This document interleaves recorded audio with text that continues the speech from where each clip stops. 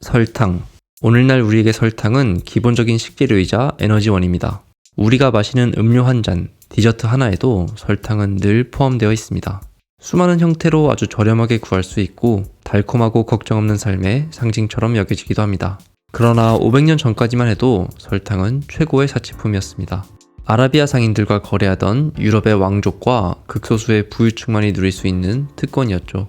설탕은 또한 지중해 지역에서 포르투갈인들에 의해 마데이라 섬으로 전해졌고, 콜럼버스를 따라 신대륙까지 옮겨진 설탕 수수는 곧 아메리카 대륙에서의 예속된 사회 구조를 상징하는 존재가 되었습니다. 특히 카리브해에서는 단일 재배 농업, 즉 설탕만을 재배하는 플랜테이션 경제가 형성되었고, 이는 18세기 말까지 식민 지배자들에게 막대한 경제적 중요성을 지녔습니다. 프랑스와 영국에게 하얀 금이라 불린 설탕은 스페인이 세계 제국을 건설하는 데 사용한 금과 은 못지않은 역할을 했습니다. 한때는 아메리카 대륙 북부의 광대한 영토보다 카리브해의 작은 섬들이 더 큰 전략적 가치를 지닌 셈이었죠. 프랑스는 캐나다에 대한 권리보다는 오늘날 IT에서 얻는 수익에 더 큰 관심을 보일 정도였습니다. 그런데 이 모든 설탕 산업의 기반은 바로 노예제였습니다. 대서양을 건너 강제로 이주된 아프리카인은 약 1100만 명에 달하는 것으로 추정되며, 그 과정에서 수많은 이들이 목숨을 잃었습니다. 유럽 식민 열강에 불을 떠받친 이 끔찍한 범죄는 19세기 후반까지 이어졌습니다. 사실 이미 1510년에 아프리카인들이 대서양을 건너 노예로 수송되었다는 기록이 존재합니다. 유럽인들이 아프리카 대륙에 도착한 이후 아메리카의 원주민들은 대량 학살되거나 유럽에서 옮겨진 질병으로 목숨을 잃었습니다.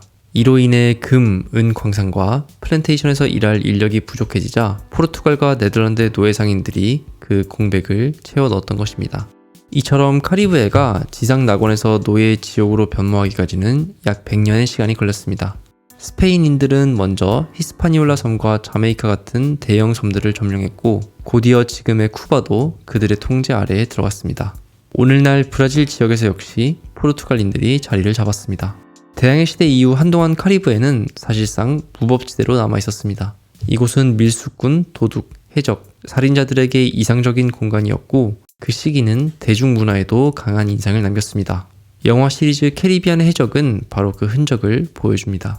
한편 잉글랜드는 1620년대에 두 곳에 새로 정착지를 세웠습니다. 하나는 소 엔틸리스 제도에 속한 세인트 키츠 섬으로, 이곳에서는 원주민인 카리브족과 격렬한 전투가 벌어졌습니다. 다른 하나는 그 당시 무인도였던 바베이도스였습니다. 초기 바베이도스에 도착한 첫 번째 선박에는 약 50명의 백인과 10명의 노예가 타고 있었고, 그 중에는 18세에 불과했던 한 목사의 아들 제임스 드렉스도 포함되어 있었습니다. 다른 대부분의 초기 정착민들처럼 그는 처음에는 주로 담배를 재배했고, 이후에는 면화도 재배하게 되었습니다. 이 과정을 통해 그는 결국 길이 34km, 너비 22km에 불과한 섬에서 가장 큰 지주 중 한 명이 되었습니다. 그런데 꿈에 그리던 땅을 얻었지만 막상 이익률은 그다지 높지 않았습니다. 카리브해산 담배는 버지니아산 담배에 비해 품질이 현저히 떨어졌고, 가격 역시 크게 변동했기 때문입니다. 실망한 드렉스는 설탕 재배로 막대한 수익을 올릴 수 있다는 이야기를 어디선가 들은 것으로 추정됩니다. 그는 1640년경 브라질 해시피로 탐험 여행을 떠납니다. 그곳에는 포르투갈인들이 이미 여러 개의 설탕 재분소를 세워두었고, 연이은 공격 끝에 이 지역은 대체로 네덜란드의 통제 아래 놓여 있었습니다. 젊은 잉글랜드인 드렉스가 그곳에서 본 것은 단지 기술적으로 복잡한 설탕 생산 과정만이 아니었습니다. 더욱 인상 깊었던 것은 현지 설탕 부자들이 과시하듯 드러낸 부의 규모였습니다. 깊은 인상을 받은 그는 부자의 삶을 동경하게 됩니다. 드렉스는 포르투갈식 설탕 가공 기술과 네덜란드 자본을 바탕으로 바베이도스에서 설탕 산업의 개척자로 나서게 됩니다. 이는 물론 수많은 노예들의 노동력에 의존한 작업이었습니다.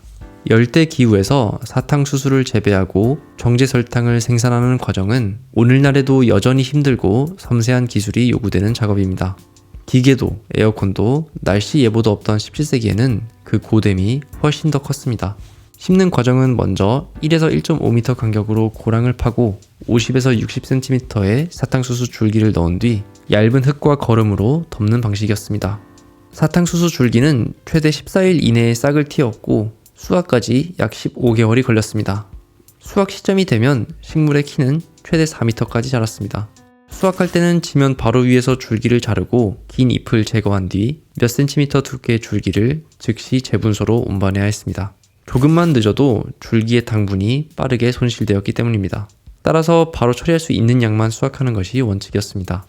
압착된 사탕수수즙은 즉시 다음 단계로 처리하지 않으면 빠르게 발효되었기 때문에 곧바로 끓이는 작업장으로 옮겨졌습니다. 그곳에는 4-개의 커다란 구리솥이 설치되어 있었고 커다란 불길이 이 솥들을 데워 즙을 끓이는 정제 작업이 진행되었습니다. 이 중심 작업장은 열대의 고온 다습한 기후 속에서 매우 더워졌기 때문에 지붕에 물을 끼얹어 식혀야 할 정도였습니다. 이렇게 얻어진 즙에서는 갈색의 비정제 설탕, 즉 포르투갈의 개척자들이 무스코바도라 부른 설탕이 나왔습니다. 이 설탕은 끈적한 당밀과 섞여 있었고 이를 수주간에 걸쳐 자연스럽게 흘려보낸 후에야 분리되었습니다. 결정화된 설탕은 마지막으로 햇볕에 말려 건조된 후 커다란 가죽 용기에 담겨 항구로 운반되었고 거기서 700kg짜리 대형 통에 포장되었습니다. 드렉스는 곧 막대한 수익을 거두었고 첫 번째 수익금으로만 무려 34명의 노예를 추가로 구입했습니다.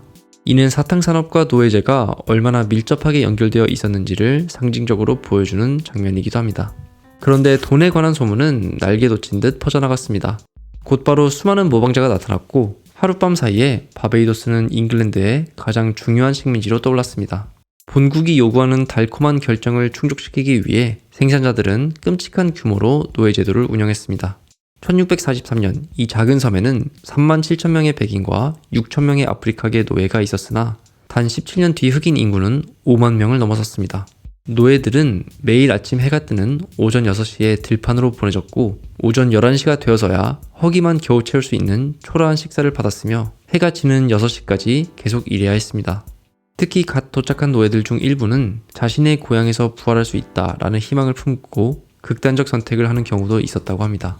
이런 선택을 하는 노예들을 식민지의 지배자들은 어떻게 대했을까요?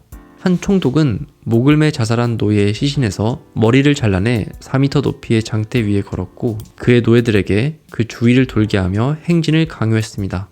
그는 살아있는 노예들에게 이렇게 물었습니다. 머리가 아직 여기에 있는데 고향으로 어떻게 돌아갈 수 있겠느냐? 이렇게 설탕은 단지 맛있는 조미료만은 아니었습니다. 설탕은 16세기 이후 식민주의의 핵심이었고 산업과 금융, 제국과 전쟁, 억압과 저항을 연결하는 고리였습니다.